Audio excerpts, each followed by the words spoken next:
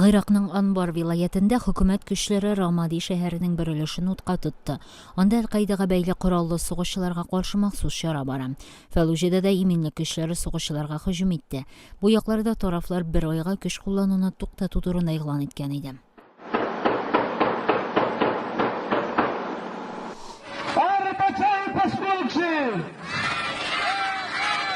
Пакистанда студентлар балаларга белем бирү кампаниясе кысаларында Көньяк-Көнбатышның Балучистан вилаятындагы ерак авылларны йөреп чыкты. Сәфәр барышында алар ата-аналар, балалар белән очрашты, аларны мәктәпкә йөрергә үгетләде, белем алу шартларын белеште.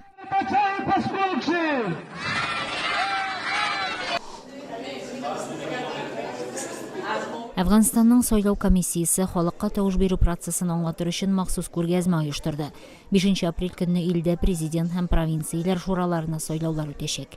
Күргәзмә беренче чиратта хөкүмәт оешмалары һәм ватандашлар җәмгыяте оешмалары вәкилләре өчен оештырылган.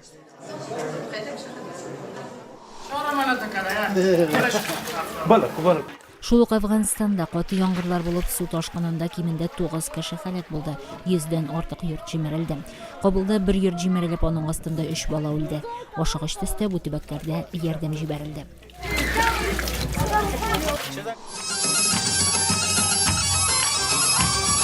Пакистанда студентлар балаларга белем бирү кампаниясе кысаларында Көньяк-Көнбатышның Балучистан вилаятындагы ерак авылларны йөреп чыкты.